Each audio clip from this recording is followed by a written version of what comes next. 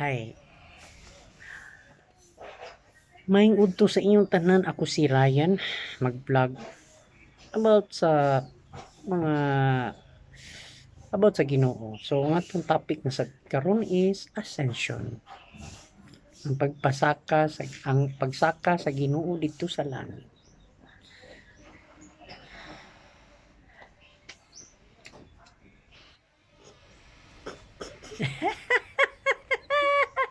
Dili oy.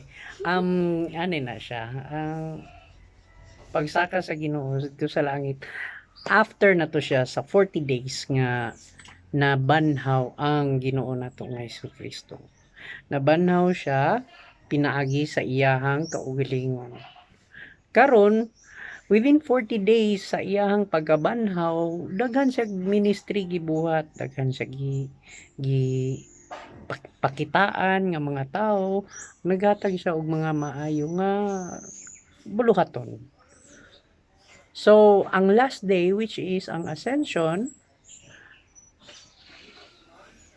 misaka siya sa langit after 40 days kay kinahanglan naman siya nga mo kuan mo rule dito sa langit.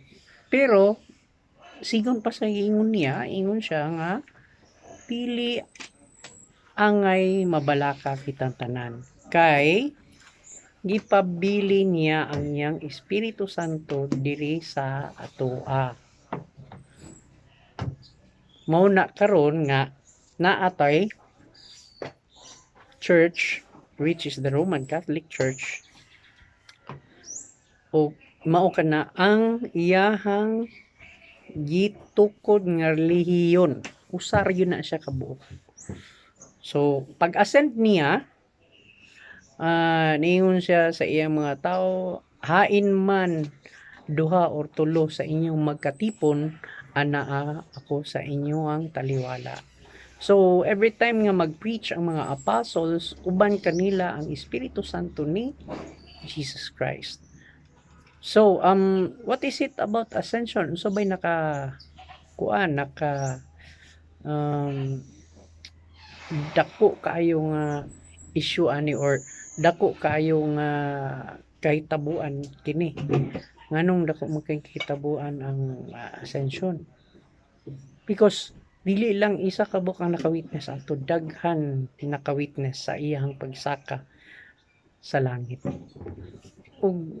Those are just miracles nga one of those miracles nga nahitabo sa ato nga panahon. Ug kana siya gituhan na gikan pa sa una hantod sa karon. Diha ra ko kutob ug sa sunod na ay nasa ko'y i-discuss nga topic about sa Ginoo. Maayong